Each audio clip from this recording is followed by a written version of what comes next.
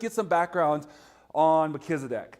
So, a couple of things about him. He's a type of Christ. We talked about that a couple months ago, different types of Christ, and I argued that the ark is the best type of Christ, because if you look at the types of Christ, it's almost like this diagram up and then down of how type of Christ, type of Christ, type of Christ.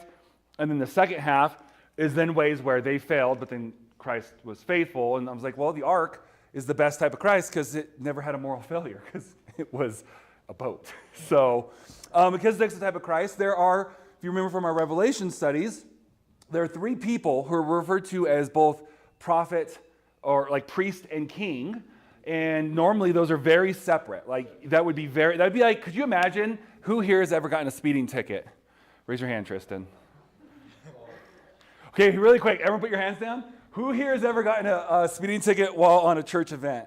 I know there's 3 of us, 4 of us. Who's gotten a speeding ticket on every church event? I don't think anyone for that. Not this last one, but I wasn't driving. Oh, okay. So, I can't believe 4 of us have gotten a ticket on a church event. What bad stewards we are. So, that's your fault. That is your fault. That's like the fool me once, shame on you type thing. It's like. And then when I went and took traffic school, it was the same cop. Does he just refer to you as it's 3 o'clock now? He's like, all right, it's time for leave.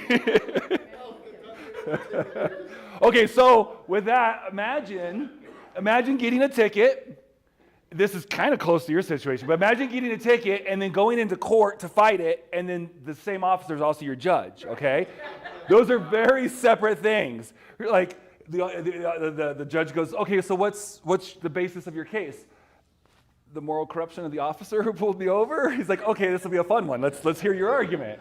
All right, that would not go well. Well, in the same way, the prophets, or I'm sorry, I keep saying prophets, the priests and the kings were very different, entire different lines, okay? So this is an exaggeration, but to put it in perspective, think of like 2 different nationalities. Like, you have to be a certain nationality to be a king. You have to be from the tribe of Judah, okay? Not quite as extreme, but but just to get perspective.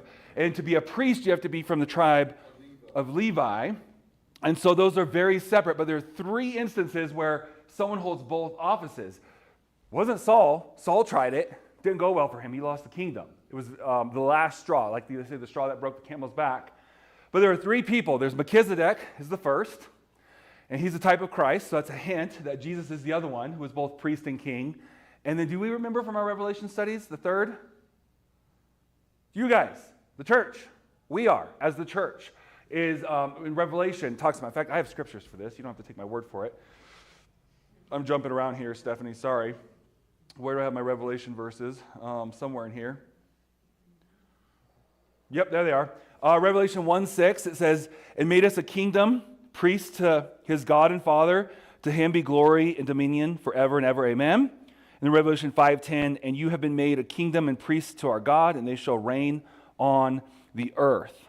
That's going to come important later on, okay? The fact that we as the church are considered priest and king there, and we hold that priestly title. Okay, so Melchizedek, one last fact. He's the king of Salem. Anyone know what Salem becomes? Who doesn't have a study Bible or footnotes on their Bible? What? Jerusalem. I heard it at several places, yes. Over here and over here. Good job. So when I asked this yesterday around Mountain, everyone's looking, and I said, does anyone know? And I see this, because they all sit there, right? They got their Bibles open. So I go, does anyone know? And they all go, Jerusalem. Because they all have footnotes in their Bible, so they always know the answers. Yes, he becomes the king, or he's the king of Salem. Salem becomes Jerusalem, which becomes very significantly important. So I think I mentioned this a couple weeks ago. So in my mind's imagination, is I imagine he kind of probably had a similar experience to Abram when God, manifests himself. Hey, I'm God. You can stop worshiping all the weird gods. I am the God. Come and follow me. And so he begins to follow him. I imagine there must have been a similar experience with this king of Salem, because otherwise, how did he know to come out at the end of this battle? How did he know to bless him with bread and wine? How did he know to receive an offering, a tenth from Abram? There must have been some sort of thing. Kind of like how when Jesus was born, angels visited multiple people, right? Visited Joseph, visited Mary, Elizabeth. There were a lot of people who had angelic visitation. So I imagine Melchizedek had some sort of spiritual encounter as well, and he knew to be there.